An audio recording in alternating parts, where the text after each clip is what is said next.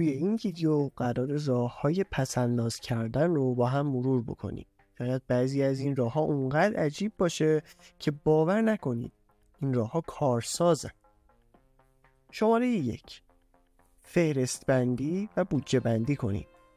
همونطور که کارهای روزانه‌تون باید طبق برنامه‌ریزی انجام بشه، برای دخل و خرجتون هم باید برنامه‌ریزی کنید. میتونید شما جدولی بکشید و جلوی هر آیتم هزینه‌های معینش رو بنویسید. مثلا هزینه اجاره خونه اگه مستاجرین، هزینه خودرو و بنزین، هزینه‌های درمانی و چکاپ ماهیانه، هزینه درس و مدرسه فرزندتون، هزینه‌هایی که برای لباس، خوراک و تفریح اختصاص میدین و بقیه موارد. از وسایل نقلیه عمومی استفاده کنید. به جای هزینه‌های سنگین کرایه روزانه میتونین از وسایل نقلیه عمومی مثل مترو و BRT استفاده کنید. مگر اینکه درآمدتون اونقدر بالا باشه که تاکسی آنلاین یا کرایه آژانس براتون ناچیزه. از محصولات تخفیفدار استفاده کنید. یکی دیگه از روش‌های پس‌انداز پول استفاده از محصولات تخفیفداره. ممکنه این تخفیف شامل خوراک، پوشاک، تفریح، سفر، کتاب و یا حتی محصولات فرهنگی دیگه باشه. میتونید توی خبرنامه سایت‌های ارائه دهنده خدمات تخفیفدار مثل تخفیفان و نتبرگ و بقیه سایت‌ها عضو بشید و از آخرین رویدادها مطلع بشید. برای کاهش هزینه‌های درمانی به بیمارستان‌های طرف قراردادتون مراجعه کنید. بیمارستانایی هستن که طرف قرارداد با بیمه‌های تکمیلی و یا بیمه‌های رایگان مثل بیمه نیروهای مسلحن.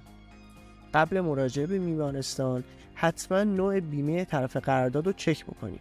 اگر نوع بیمه خدمات درمانی شما مشمول تخفیف و یا رایگان هست، حتما استفاده کنید. این حق شماست. راه 5: برای پیرایش ماهیانه به آموزشگاه‌های آرایشگری سر بزنید. چرا آموزشگاه‌های آرایشگری؟ چون داشتن مدل رایگان برای هنرجوها الزامیه.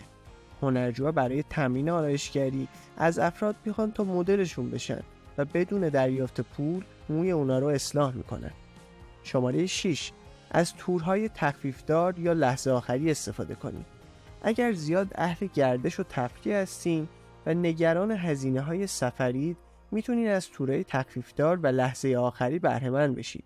بعدیش اینه که همیشه باید یه چمدون پر توی خونه داشته باشین و منتظر زنگ آژانس هواپیمایی باشید تا به سرعت به سمت فرودگاه حرکت کنید. مبلغی از حسابتون رو بردارین و در کیف پول خود بگذارید و هرگز به اون دست نزنید. یکی از بهترین و قدیمی ترین روش‌های کنترل هزینه ماهیانه اینه که مبلغ معینی رو سر ماه از حسابتون بردارین و در جیبتون بذارید. با این روش دیگه حواستون به سمت کارتتون نمیره تا وسوسه بشید.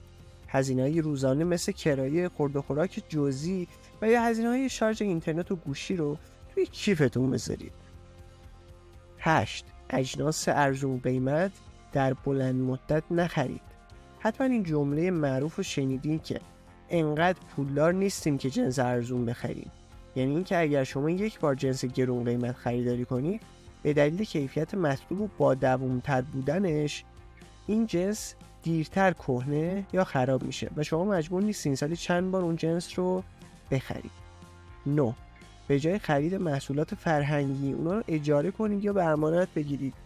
بهترین مثال عضو شدن توی کتابخونه‌های شهرتونه که به جای خرید کتاب یا محصولات فرهنگی میتونید از اجاره کردن یا امانت گرفتن اونا استفاده کنید. 10: به دنبال آموزش و یادگیری باشید. بدون هیچ اطلاعی وارد سرمایه گذاری نشید. حتما کتاب‌های با موضوع بازاریابی، فروش، تبلیغات، مذاکره، مدیریت مالی و پس‌انداز رو بخونید تا هرچه بیشتر مطالعه کنید و این مطالعه بیشتر باعث میشه که بیشتر رشد کنید و با درک و آگاهی بیشتر قدم بردارید. امیدوارم از این ویدیو لذت برده باشید.